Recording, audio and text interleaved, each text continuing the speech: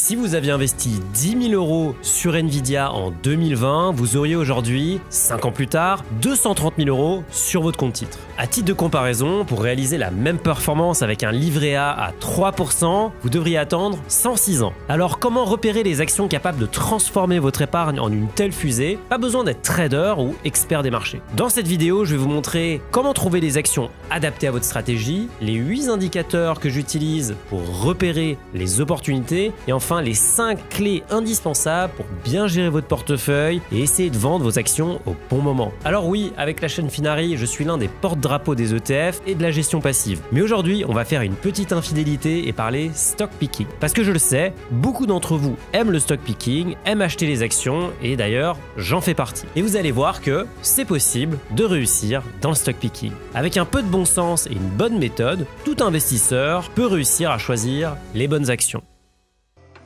Bonjour, je suis Mounir, le créateur de la chaîne YouTube Finari. Vous êtes encore 51% à regarder nos vidéos et à ne pas être abonné. Sur cette chaîne, on sort 2 vidéos par semaine pour vous aider à booster votre patrimoine. Finari, c'est également une application sur laquelle vous pouvez suivre votre patrimoine, gérer votre budget et même investir. Alors, si vous voulez qu'on fasse encore plus de vidéos gratuites, abonnez-vous à la chaîne et inscrivez-vous sur finari.com. Le stock picking, c'est l'art de choisir des actions individuelles dans le but de faire mieux que le marché global. Plutôt que d'investir dans un panier d'actions comme mes chers ETF, on se concentre sur des entreprises spécifiques. Cette stratégie peut rapporter gros, mais elle n'est pas sans risque. Alors pourquoi faire du stock picking? Le premier avantage est évident, c'est la possibilité de réaliser des performances bien supérieures à celles des indices boursiers. Prenons l'exemple du S&P 500 qui a enregistré une performance impressionnante d'environ plus 23% en 2024. C'est déjà excellent, mais en sélectionnant certaines actions spécifiques, vous auriez pu obtenir des résultats encore plus spectaculaire. Un exemple, en achetant Broadcom, vous auriez fait plus 107% sur la même année. Avec Nvidia, ça aurait été plus 170%. Vistra, ça aurait été plus 258%. Et si vous aviez acheté la meilleure action du S&P 500 en 2024, Palantir, vous auriez réalisé une performance hallucinante de 340%. Ensuite, le second avantage, c'est que vous avez un sentiment de contrôle. Vous choisissez vous-même les entreprises dans lesquelles vous croyez, en fonction de vos analyses et surtout de vos convictions. Une autre bonne raison, c'est que c'est stimulant intellectuellement car cela nécessite un travail d'analyse qui peut être assez poussé. Et enfin, c'est gratifiant quand les entreprises que vous avez sélectionnées font des belles performances. Passons désormais aux inconvénients. Le premier, et j'en parle souvent sur la chaîne, c'est que c'est difficile de battre les marchés et même les professionnels n'y arrivent pas. L'étude Spiva, que je cite régulièrement, montre que sur les 10 dernières années, 90% des gérants professionnels ont sous-performé leur indice. Et pourtant, ils ont des équipes, des outils avancés et consacrent tout leur temps à cela. Alors c'est vrai que les gérants ont des contraintes, notamment réglementaires, que n'ont pas les particuliers, mais en analysant les portefeuilles Finari, on s'est rendu compte qu'on observait les mêmes ordres de grandeur auprès d'investisseurs particuliers. La majorité, la vaste majorité, n'arrive pas à battre l'indice. La deuxième raison, c'est que c'est risqué. Moins diversifié qu'un ETF, le stock picking expose votre portefeuille à de grandes fluctuations. Tout à l'heure, je vous ai cité les meilleurs élèves du S&P 500 en 2024. Mais il faut également regarder le fond de la classe. Si vous aviez pris la pire entreprise,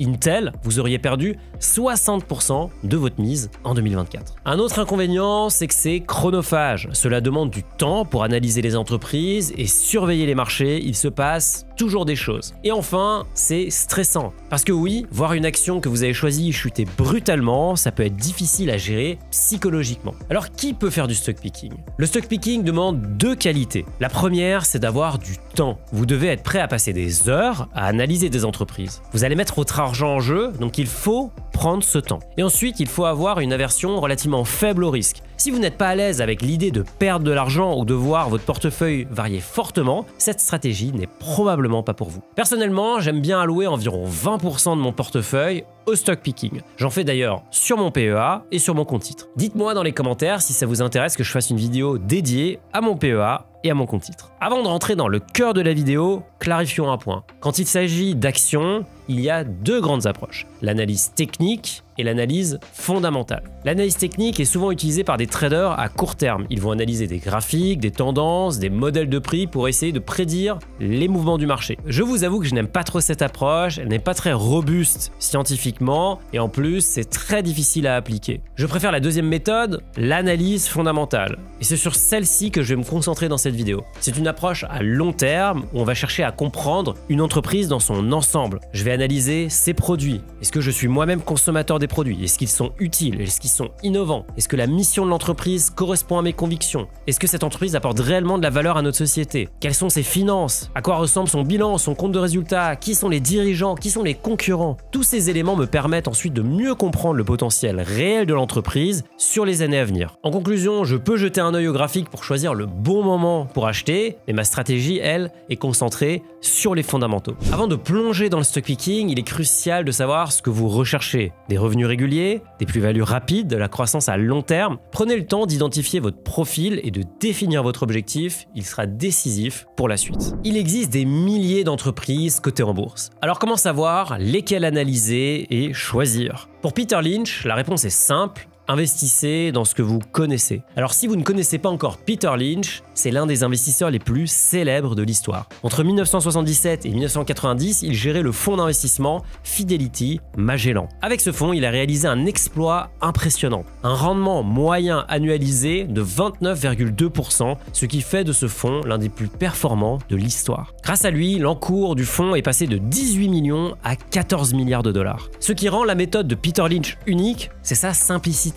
En réalité, pas besoin d'être un expert. La méthode repose sur des principes accessibles et logiques. Le premier principe de Peter Lynch, c'est d'observer votre quotidien afin de repérer les opportunités. C'est même son mantra et il repose sur une idée clé, votre quotidien est une mine d'or. En observant vos habitudes de consommation et celles de votre entourage, vous avez un avantage sur Wall Street. Pourquoi? Parce que les consommateurs découvrent souvent des produits ou des services innovants bien avant les analystes financiers. Dans son livre emblématique, One Up on Wall Street, Peter Lynch partage un exemple emblématique afin d'illustrer sa méthode. Celui de L'Eggs, c'est une marque de collants vendue dans des emballages en forme d'œuf. Peter Lynch a découvert cette entreprise grâce à sa femme et à ses amis qui étaient fans du produit. Les collants étaient disponibles dans les supermarchés, ce qui les rendait plus accessibles que ceux des marques concurrentes vendus dans des grands magasins de vêtements. Curieux, Peter Lynch a approfondi son analyse et a découvert que L'Eggs connaissait une croissance rapide et affichait des fondamentaux très solides. Après avoir confirmé cette première intuition, il a investi. Peu après, le cours a décollé et Peter Lynch a récolté d'énormes profits. L'exemple de L'Eggs illustre bien que de simples observations du quotidien peuvent conduire à des décisions d'investissement éclairées. Peter Lynch recommande d'ailleurs de toujours partir de vos habitudes. D'abord, vous observez autour de vous. Quels produits ou services marquent votre quotidien? Quels magasins ou marques semblent être constamment en demande? Quels services en ligne sont utilisés par vos proches? Ensuite, vous notez. Identifiez les entreprises derrière ces produits et ces services. Par exemple, dans mon cas, j'investis dans ce que j'utilise. Chaque fois que j'achète un produit Apple, et malheureusement ça m'arrive assez souvent, je mets le même montant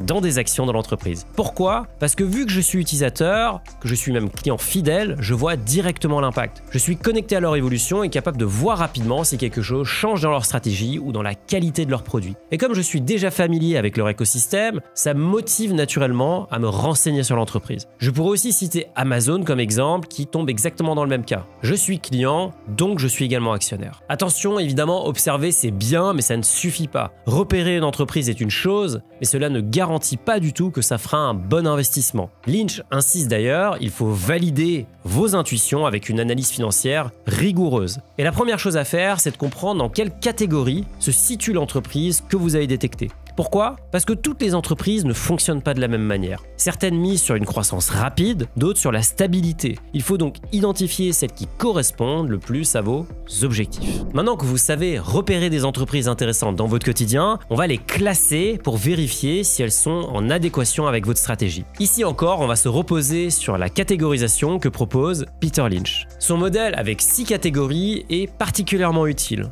Il permet de comprendre à quoi sert une action, quels sont ses risques, ses opportunités et surtout comment elles s'intègrent dans votre stratégie d'investissement. Car oui, chaque catégorie va correspondre à un style et un objectif différents, ce qui permet de choisir les entreprises les plus adaptées, d'une part à vos besoins, mais aussi à vos tolérances au risque. Les actions de croissance lente, ce sont des grandes entreprises solides qui évoluent dans des secteurs stables et bien établis. Elles avancent doucement, mais sûrement. Leur objectif, apporter de la stabilité et des revenus réguliers à leurs actionnaires, notamment grâce aux dividendes. Elles sont parfaites pour les investisseurs plutôt prudents, ceux qui préfèrent limiter les risques tout en obtenant un rendement constant. Du coup, ces entreprises affichent forcément une croissance plutôt modeste, généralement autour de 2 à 4% par an. Vous en connaissez sûrement, par exemple Procter & Gamble, Johnson & Johnson ou encore des sociétés de services publics comme EDF. J'en profite d'ailleurs pour faire une parenthèse. Sur Finari, on a développé un scanner de revenus passifs qui va automatiquement suivre tous les dividendes passés et futurs de vos investissements.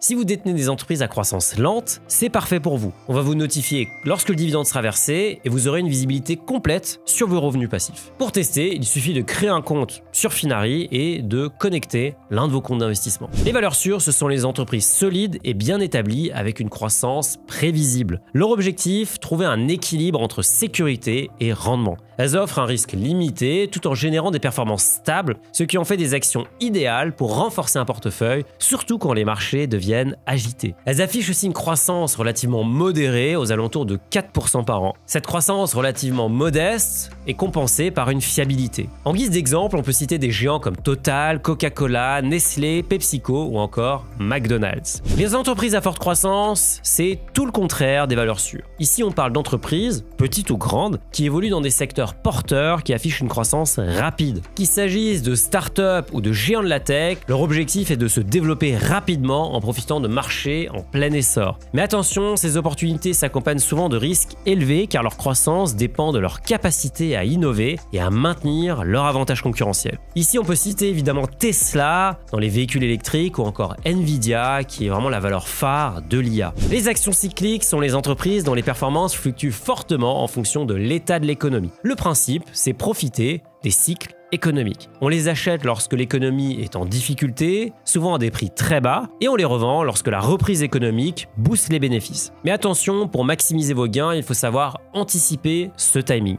Leurs bénéfices explosent en période de croissance, mais chutent rapidement en cas de récession. Quelques exemples, des compagnies aériennes comme Air France ou Delta, ou des géants de l'industrie comme Airbus ou General Motors. Les actions de redressement, c'est tout ou rien. Il s'agit d'entreprises en difficulté, mais qui ont des potentiels de rebond si elles parviennent à redresser la barre. L'idée, c'est de dénicher des opportunités d'entreprises sous-évaluées, des entreprises que le marché a abandonnées, mais qui pourraient surprendre en retrouvant un équilibre. C'est un pari évidemment risqué, mais si le redressement réussit, les gains peuvent être spectaculaires. Des exemples, BlackBerry qui est passé des téléphones à la cybersécurité, ou encore Intel, un géant des semi-conducteurs, autrefois leader incontesté, qui tente actuellement de regagner sa place face à des concurrents comme AMD ou Nvidia en investissant massivement dans l'innovation. Ce type d'action est certes intéressant, mais très particulier, je vais donc pas m'attarder dessus dans cette vidéo. Les opportunités d'actifs, c'est un peu comme une chasse au trésor en bourse. Ce sont des entreprises qui détiennent des actifs sous-évalués ou tout simplement ignorés par le marché. L'objectif, révéler cette valeur cachée, qu'il s'agisse de terrain, de brevets ou encore de liquidités mal prises en compte. Cette stratégie attire ceux qui aiment plonger dans les bilans financiers afin de dénicher des pépites. Des exemples, Sony avec son immense catalogue de droits musicaux ou des sociétés immobilières dont la valeur du parc immobilier peut parfois être inférieure à leur capitalisation boursière. Un exemple récent, ça a été Unibail-Rodamco-Westfield qui a été très sanctionné par les marchés pendant le Covid. Alors même si ce type d'action est très intéressant, les détecter demande pas mal de compétences, notamment l'analyse de la comptabilité, des bilans, la lecture de compte de résultats. Je ne vais donc pas m'attarder dessus. Maintenant qu'on a fait le tour, il est important de préciser que ces 6 types d'entreprises sont juste une façon de catégoriser parmi beaucoup d'autres. On pourrait également citer par exemple le GARP, le Growth at Reasonable Price, qui combine la croissance à un prix raisonné. Au final, peu importe la façon dont on choisit de classer les actions, le plus important c'est de choisir le type d'action qui correspond à votre stratégie d'investissement. Si votre objectif est par exemple de faire grossir votre patrimoine rapidement, vous allez vous tourner vers des actions à forte croissance. C'est logique, vous voulez que le prix augmente vite. Si au contraire vous recherchez de la stabilité et des revenus réguliers, les actions à croissance lente et les valeurs sûres seront plus adaptées à votre profil. Une fois que vous avez identifié le ou les types d'actions qui correspondent à votre stratégie, l'étape suivante sera d'approfondir l'analyse en regardant les indicateurs clés. Et ça tombe bien, c'est ce qu'on va voir maintenant. Je vais vous présenter les 8 indicateurs pour étudier les entreprises plus en profondeur. Ces indicateurs, je les divise en plusieurs parties. Les 4 indicateurs fondamentaux, c'est-à-dire les chiffres clés pour comprendre si une entreprise est solide et correctement valorisée. Ensuite, 3 indicateurs qualitatifs qui permettent d'évaluer la stratégie et la vision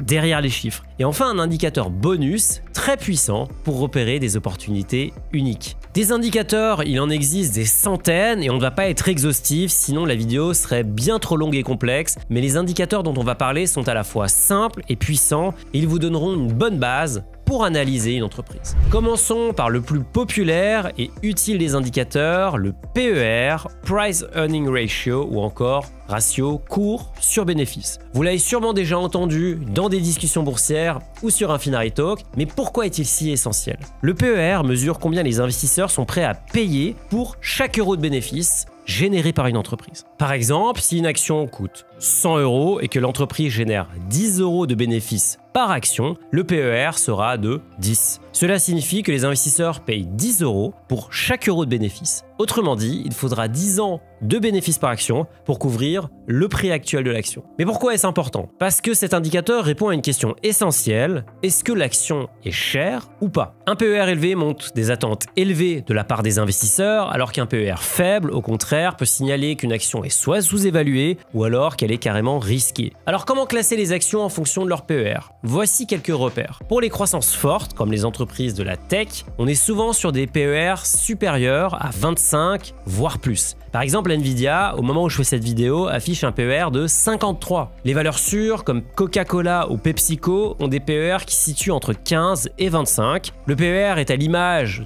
de ces sociétés, plutôt stable et équilibré. Les entreprises de croissance lente, comme Procter & Gamble ou EDF, elles ont des PER qui tournent entre 10 et 20. Ce sont des actions plus stables, souvent choisies pour leurs dividendes. Et enfin, les actions cycliques, comme General Motors ou Air France, ont souvent des PER qui sont inférieurs à 15, surtout lorsqu'on est en bas du cycle économique. Et ce qui rend le PER vraiment intéressant, c'est quand on le compare au taux de croissance des bénéfices, et ça tombe bien, c'est ce qu'on va voir tout de suite. La croissance des bénéfices, c'est un indicateur qui révèle à quel point une entreprise est dynamique. Imaginez une entreprise comme un arbre. Est-ce qu'il pousse chaque année ou est-ce qu'il est déjà arrivé à maturité? La croissance des bénéfices mesure la vitesse à laquelle l'entreprise transforme ses ventes en profit. Par exemple, si une entreprise gagne 10 millions cette année, puis 12 millions l'année suivante, sa croissance est de 20%. Cet indicateur est crucial pour comprendre si une entreprise est en pleine expansion ou simplement en train de naviguer tranquillement. Les entreprises avec une forte croissance attirent souvent les investisseurs en quête de rendement. Maintenant, regardons comment classer les entreprises en fonction de leur croissance des bénéfices. La locomotive, c'est les entreprises à très forte croissance, celles qui font plus de 20%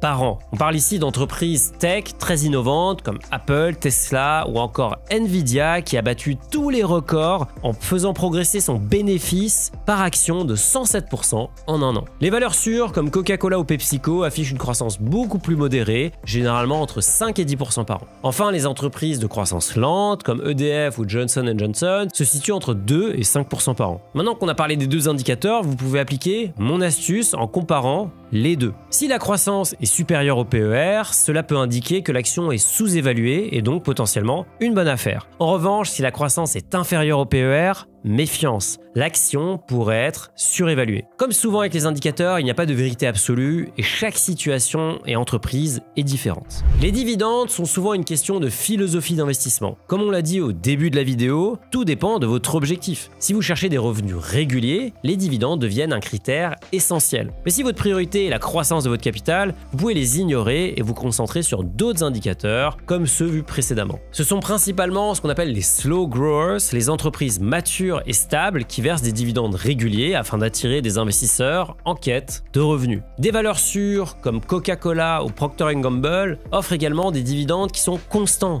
combinant stabilité et croissance modérée. Certaines valeurs cycliques comme Total ou encore ArcelorMittal maintiennent leurs dividendes même pendant les périodes difficiles, un signe de gestion rigoureuse et de résilience. Si vous voulez les meilleurs élèves de la classe en termes de dividendes, il faudra aller voir du côté des aristocrates ou des kings. Les dividendes d'aristocrates sont une catégorie d'entreprises qui augmentent leurs dividendes chaque année et ce depuis au moins 25 ans. Dans cette catégorie, on retrouve notamment PepsiCo et Johnson & Johnson. Mais il y a mieux, les dividend kings qui, eux, augmentent leurs dividendes chaque année depuis 50 ans. Dans ce club très fermé, on va retrouver des mastodontes que vous connaissez tous, Coca-Cola ou encore 3M. Si ce type d'action vous intéresse, je vais vous mettre des liens vers des ETF qui les répliquent dans la description. Et d'ailleurs, si vous voulez aller encore plus loin sur le sujet des dividendes, j'avais fait une vidéo dédiée au sujet, je vous mets le lien juste ici. En bourse, la dette peut accélérer la croissance d'une entreprise, mais si elle est mal maîtrisée, elle peut devenir un véritable fardeau. Le ratio dette sur actif mesure simplement quelle part des actifs d'une entreprise est financée par de la dette. Par exemple, si une entreprise a 1 milliard d'euros d'actifs et 300 millions d'euros de dette, son ratio sera de 30%. Comme d'habitude, le ratio varie selon la catégorie d'entreprise qu'on regarde.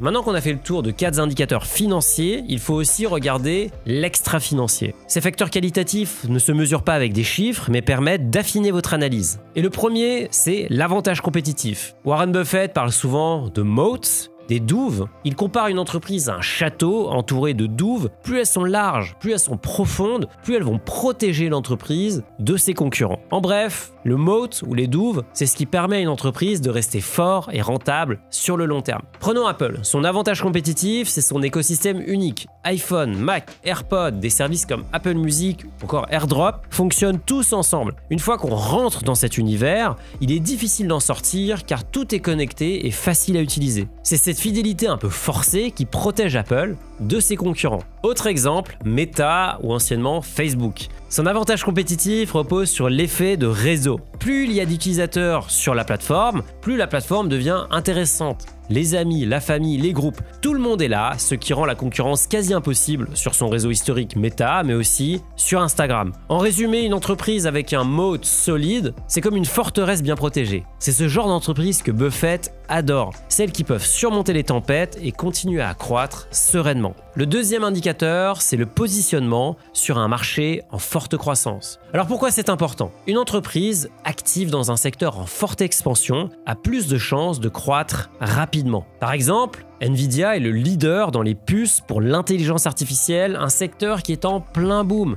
Donc forcément, elle va naturellement profiter de cette croissance. Chez Finari, j'aime bien donner l'exemple du surfeur. Le surfeur, c'est l'équipe, la planche de surf, c'est le produit qu'elle vend, mais finalement ce qui compte, c'est la vague. Si vous êtes surfeur à Nice, vous n'irez pas très loin, alors qu'au contraire, si vous allez à Hawaï ou au sud du Portugal, vous aurez des vagues énormes et donc vous serez naturellement emporté. Et pour finir, un critère à ne pas négliger, c'est la qualité de la direction. Pourquoi est-ce important? Une équipe dirigeante compétente est essentielle pour naviguer dans les défis économiques et faire croître l'entreprise. Comme le disait Peter Thiel, le cofondateur de PayPal, on ne parie pas contre Elon Musk. On peut aussi citer Steve Jobs qui a inventé l'iPhone, Bill Gates qui a inventé Microsoft, Larry Page et Sergey Brin qui eux carrément inventé l'indexation de contenu et l'organisation de la recherche sur Internet avec Google. C'est un rappel que ces leaders visionnaires peuvent accomplir ce que beaucoup jugent impossible. Pour savoir si un leader est adapté, il y a deux choses à surveiller. La première, c'est leur vision stratégique et leur historique.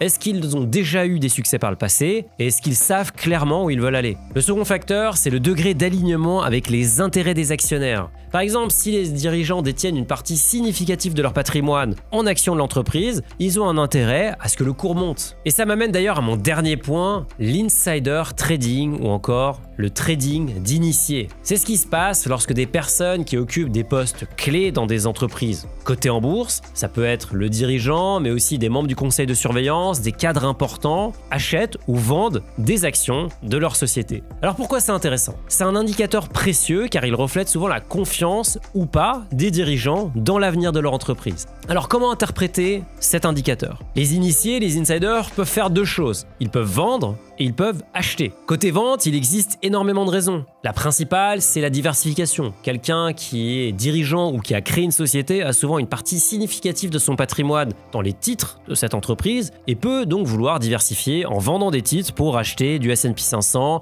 de l'immobilier ou d'autres classes d'actifs. Il peut aussi avoir tout simplement un besoin de liquidité pour réaliser des projets personnels, par exemple acheter une maison ou un jet privé. Et d'ailleurs, pour éviter la confusion dans le signal, il y a pas mal de dirigeants qui font des ventes programmées. Ces programmes permettent aux dirigeants de vendre leurs actions de façon automatisée et surtout planifiée, ce qui va éviter tout soupçon de délit d'initié. Au final, c'est assez difficile d'interpréter les signaux de vente des dirigeants, sauf quand ils sont massifs, par exemple si le président vend toutes ses actions. L'indicateur qui m'intéresse beaucoup plus, c'est les achats, car il n'y a qu'une seule raison qui fait que les initiés achètent des actions, ils pensent que l'entreprise vaudra plus cher dans l'avenir. Et vu qu'ils ont accès à des informations qui ne sont pas forcément publiques, c'est un signal intéressant. Ce qu'il faut particulièrement surveiller, c'est lorsque plusieurs membres du conseil achètent des titres régulièrement et que les montants sont très significatifs. Ou alors, les achats se font lorsque le cours est en baisse, ce qui peut signifier que les initiés considèrent que l'action est sous-évaluée. Attention, ce n'est pas une garantie de succès. Même si l'insider buying est un signal fort, il peut y avoir d'autres motivations derrière ces achats. Par exemple, les obligations contractuelles. Certains dirigeants achètent des actions pour se conformer à des règles internes de l'entreprise. Il ne faut pas également sous-estimer le signal au marché. Ces achats peuvent être faits pour des raisons stratégiques afin de rassurer des investisseurs sans lien direct avec la performance future. Et pour vous citer un exemple concret, on peut regarder Nvidia. On observe beaucoup de ventes depuis quelques temps. Et c'est normal puisque une énorme partie des salariés sont devenus millionnaires voire milliardaires grâce à l'entreprise et veulent donc diversifier leur fortune. Cela n'a pas empêché le titre de continuer à progresser parce que les résultats sont excellents. Si vous voulez suivre les transactions des insiders aux États-Unis, des sites comme Sec4 peuvent vous aider à les analyser. On va vous mettre le lien dans la description. Avoir un bon portefeuille d'investissement bien diversifié avec des belles entreprises, c'est déjà un excellent début. Mais attention, ça ne suffit pas. La gestion de votre portefeuille, la gestion active de votre portefeuille est essentielle si vous faites du stock picking. Cela va vous permettre de maximiser vos résultats et d'éviter des erreurs qui pourront être coûteuses. Pour cela, je vais vous donner mes 5 clés essentielles pour gérer efficacement votre portefeuille et atteindre vos objectifs. La clé numéro 1, c'est la patience. Le temps est votre meilleur allié. Un exemple qui illustre parfaitement cette idée est encore une fois Nvidia. Si vous aviez acheté des actions Nvidia en 2003, vous auriez dû attendre 2015 pour les voir doubler en valeur. À ce moment-là, vous pouvez décider de vendre. Mais c'est pas de bol puisque l'action a explosé à ce moment-là et sa valeur a été multipliée par 230. Les investisseurs qui ont su rester patients et garder leurs actions ont ainsi profité d'une croissance extraordinaire et franchement unique sur le long terme. Alors évidemment, ça n'a pas été un long fleuve tranquille.